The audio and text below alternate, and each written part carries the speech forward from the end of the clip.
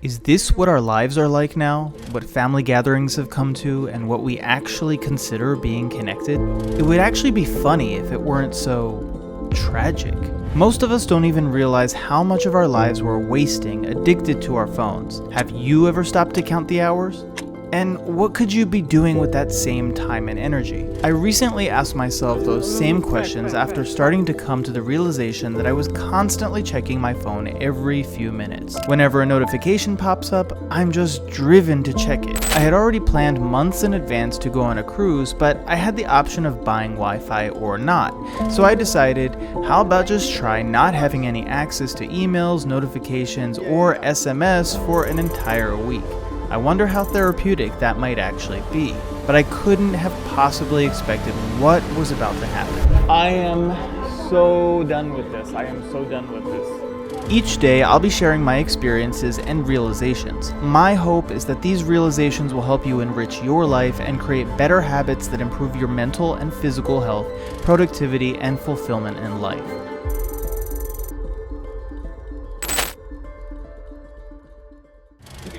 Yeah, I think the buffet is deck 15. Yeah, deck 15 is the buffet. Excited to eat some food. Hungry. Pretty hungry. At this point, things were pretty normal.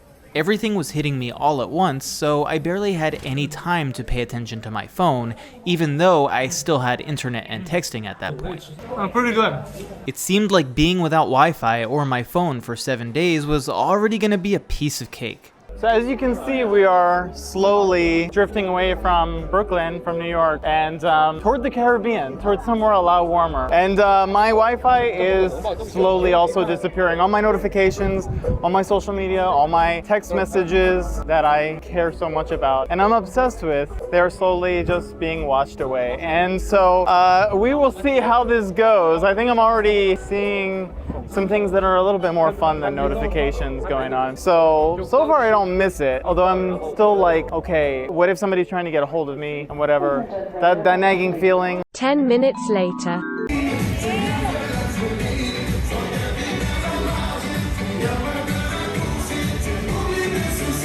All right, so it is day one, and one thing I want to emphasize about this is not a dopamine detox. I know there are a lot of videos talking about dopamine detox. That actually isn't even a thing. There's a lot of people say, okay, abstain, try to go without things for 7 days, everything without 7 days, everything that gives you a dopamine hit for 7 days. And a lot of you might say, okay, I'm on a cruise right now, and so, it's easy. It's easy to stay away from Wi-Fi. It's easy to stay away from notifications. Actually, no, it's not. So far, I can tell you it's not. But hoping to prove a point with this too, because there's a lot of psychological research out there for years, neurophysiological research out there that has gone on for years to show that actually abstaining from the things in our lives that are a problem are much better. Specifically in addiction research has shown that it's not actually good sometimes to abstain from everything. So follow me here and let's go on this journey together, and I will see you on day 2.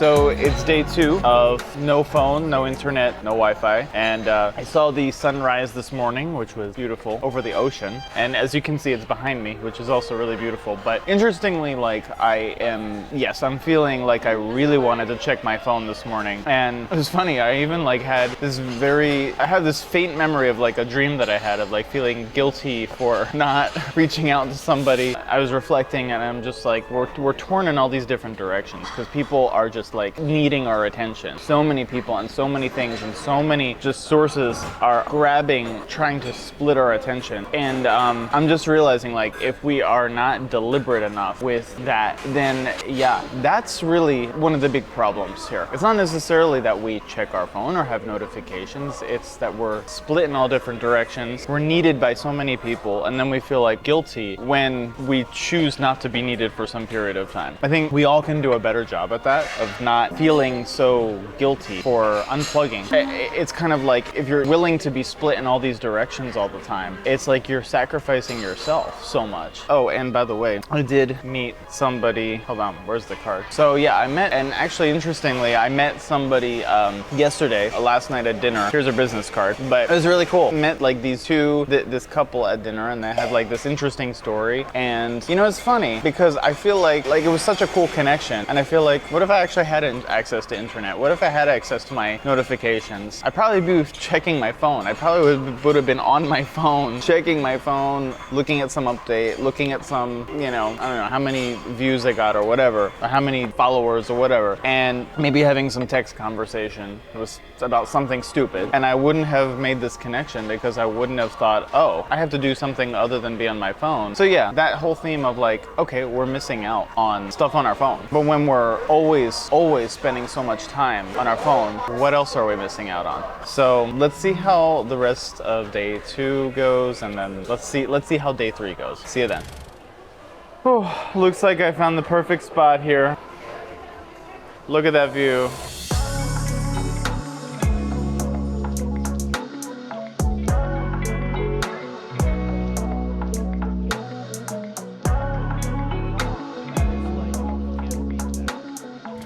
So I was just sitting there on the chair thinking to myself, like, I'm really bored and I'm not really doing anything. And then I thought to myself, you know, we all often think, okay, in order to be like not bored or satisfied, we have to be doing something. But ask yourself, seriously ask yourself, when was the last time you did nothing? Like absolutely nothing. I mean, just sat there and in my case, looked at the waves outside, you know? Just looked at them, contemplated them. When was the last time you just sat and stared at something or just thought to yourself or reflected? And sometimes, you know, I feel like as a society, we haven't learned to be satisfied with these kinds of things. We've learned to be satisfied with the fact that we have to be doing something. And I've realized during my time here so far that, like, interestingly, I find a lot of satisfaction in just those reflective moments of doing nothing. So there's value in doing nothing. It's restorative. It's truly, truly restorative. Those reflective moments were nice, but of course I was always being bombarded with something else to give me another dopamine hit.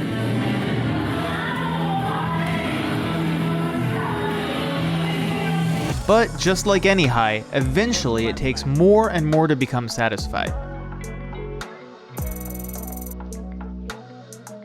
All right, so it is day 3, and today just came from breakfast, and it was really nice. Actually made another friend just by opening my mouth, you know, looking to the side of me, and then ended up nerding out totally. She ended up being somebody in like medical research, right? And I told her about my background in, you know, neurobiology and all of that, and we just ended up nerding out. So that was great. And of course, once again, I probably would have just been on my phone. If I had internet access on this ship and I made that choice to do that, I probably just would have been scrolling on my phone. Quite honestly, I wouldn't have opened my mouth. I wouldn't have made, you know, another new friend. So that's pretty amazing. So follow me as I go on here on day 3, and I'll see you on day 4. So we're going to Orlando today, right? What are we? It's fine. What are we doing in Orlando? Beach, a little bit of beach, and then what else? Go to walk around. Okay, but there's internet there, which means I shouldn't look at my phone, right? So I'm not gonna lie, I have every so often just a little bit of like internet here and there. I don't know how it's coming through on my phone. And one of the most tantalizing things right now is I see like, I will admit, I'm opening up my YouTube app, okay, right now, and it's like, oh my gosh, you know, you see like 9+ notifications on there, and it's just killing me. It is really killing me to like, because when we get to Orlando, we're gonna have like, in like a few hours, we're gonna have internet, right, on land, and it's like killing me, taking every fiber of my being to not open that app. So we just got here in Port Canaveral. Actually, I said Orlando yesterday. I'm wrong, but not too far from Orlando. Actually, yeah, Port Canaveral, and now we have a bunch of buses to take us out to wherever we want to go. And I don't really know what's next, but we're just gonna wing it, and we're just gonna see what's gonna happen. But I will admit, I I did slip up, all right? I will admit it. As we were approaching the port, notifications turned on, ding, ding, ding, ding, ding, and everything just got started to get Wi-Fi, and I was like, I just couldn't resist. So yeah, and it happened. I ended up like binge checking a bunch of stuff. So now it is on airplane mode. And I won't be checking it again for the rest of the day. But compared to how much screen time I usually get, this is not a lot of screen time at all. So my phone is off. It is being used as a camera now. So that's cool. All right, so up we go to explore a little bit.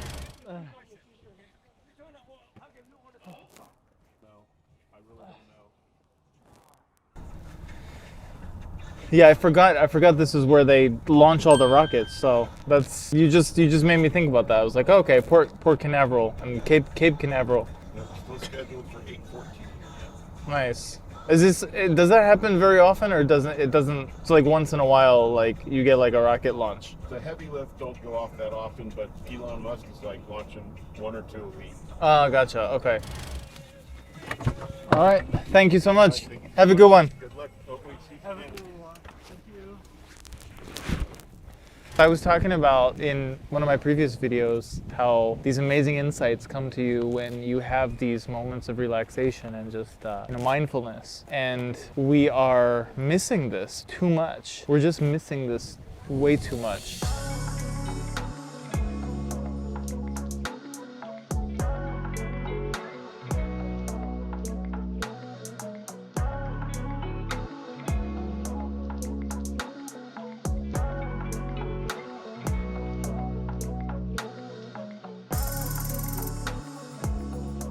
All right, so today is day 4, and a few interesting realizations that I made from yesterday already, and going into today. And again, when I started this video, I talked about on day 1 how dopamine detox isn't really the solution, like depriving ourselves of everything, and then somehow thinking that's gonna actually help us with our phone addiction and like being, connected all the time, addiction, so to speak. And I use this word addiction loosely, okay, because they're not real addictions, but there is something that we can learn from addiction research with respect to phone use and internet use and notifications and all that. It's all about taking the habit that we have and then replacing it with something else, right? And so something that I've been realizing is I've been replacing that habit with so many other great experiences here, especially the social experiences that I've been having here. Those have been the most wonderful, I would say. Hot tubs are great and beaches and stuff like that, but it's really the new friends and social connections that I have made while I'm here. And here's the thing about habit replacement is you have to ask yourself, do you currently have a way to replace the habits that you don't want in your life? If you don't, that's something that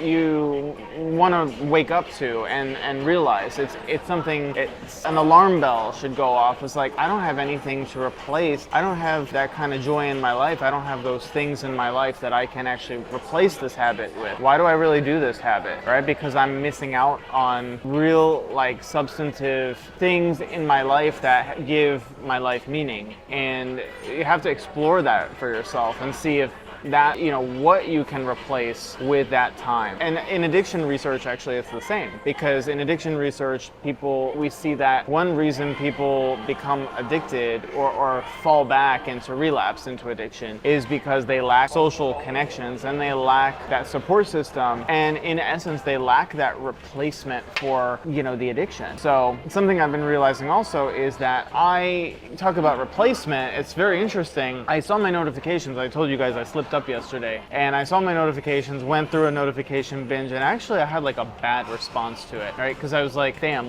this person's asking me for this, and this person wants my attention on this, and it's just now I kind of started to associate notifications with a bad feeling, which in a way is a good thing, because you should be able to put that separation, put that border up between your real life, which is your real life, and freaking notifications and everything else that demands your attention. attention and everyone else that demands their attention. So if you can, try to put a negative on negative association in your mind with notifications and texts, not something that is a dopamine hit that needs to be fulfilled, but maybe even a negative. Whereas right now you might have a negative in your mind of like exercise or whatever that is for you. Try to make that switch. At least start by being more conscious of that, and gradually maybe you can make the switch. So this is it for my commentary on day 4, and then I will see you for the rest of the day and the rest of the days. So here we go. Days 5 through 7 ended up being a repeat of the previous few days, and that was part of the problem. I was getting all of these dopamine hits day after day, but I started to find that what I previously found desirable became a form of torture. Okay, so I just finished dinner, and I told you guys at the beginning that this was not dopamine detox, right? It's, and what I'm finding is completely unexpected. It's called dopamine retox is what this is. It's dopamine retox, not dopamine detox. And let me explain to you what I mean. I've been on this cruise now for like 4 days and going on the 5th day, and it's given me some realizations. Like, on a cruise, you can have whatever you want, whenever you want. It's completely instant gratification.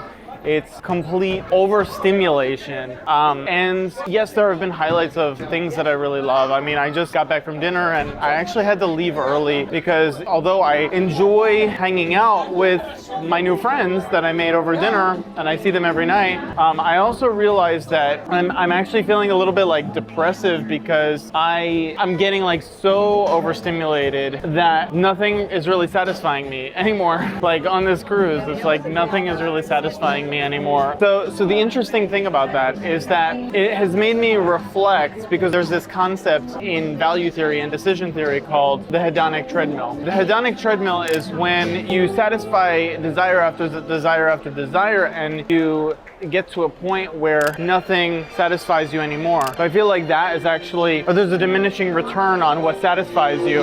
And that's what I'm feeling now. And it's making me realize actually something that I totally didn't expect from this experience, which is like getting off of my cell phone and then having hyperstimulation in other places is making me realize that what I actually truly enjoy. Not that I didn't realize it before. I realized, I enjoy intellectual things. I enjoy great conversations with people. But like something that I'm also realizing is I enjoy, I'm an introvert and I do enjoy being by myself. I enjoy sleep, being by myself as well. And, I think through this experience, if you can ever have an experience like I'm having, getting off of your cell phone, getting off of the internet for an extended period of time, and even getting in a situation like this where you're hyper stimulated or you're not. But if you can have some sort of an experience like this, it may give you a little bit of more of reflection on what you actually enjoy in life and actually want. And it's actually a thing about us that as human beings that in decision theory, it's a whole debate. Like, do we know our own preferences? Do we actually know our own preferences? And there's a whole school of thought that says we actually don't know our own preferences. And so you have to find some environments like this, or you have to find some environments in general, or some situations, some times where you can actually create that environment that is conducive to you reflecting on those things. Otherwise, you're just coasting through life and you might be making all the wrong decisions. And this channel's about critical thinking. Use that critical thinking to control your life, right? Understand, get real about your decisions, but that's getting real about what you really value.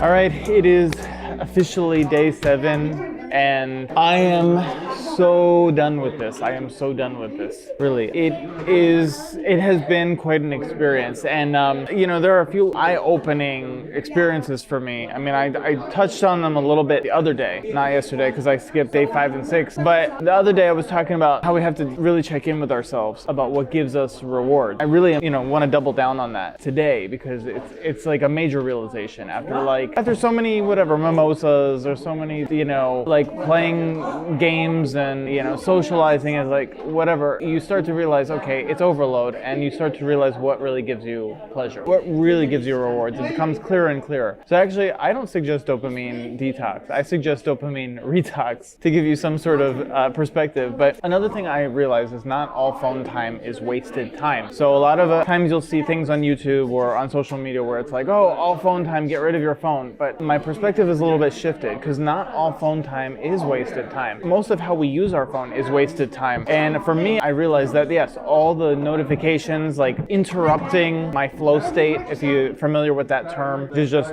focused mindfulness. Notifications and checking my phone all the time is interrupting that, right? And so that is a major realization for me. But what I really suggest, and what I started to do, is write out a list of all the important activities that you actually do on your phone. What are the important activities you actually do on your phone? What are the tasks? What are the mindful things that you're using your phone for? And then what are the things that, like notifications, random notifications during the day, for example, or like checking your email all the time? Like what are those things that you can now replace with other activities? Calculate the time. Most phones have a time, screen time tracker, and you can actually find out how much time that is. For me, it was like almost 5-6 hours a day on my phone, but how much of that is checking notifications and stuff? So I have to go back and add all that up, and I have to figure out how much of that I can save. And actually, it looks like it's a big amount. One thing that I will be implementing is something like a texting window. So I actually already implemented, before this, checking my email once per day and getting back to people only once per day. Now I realize I spend so much time doing that with text too, like randomly texting people back, and I'm gonna start implementing that with text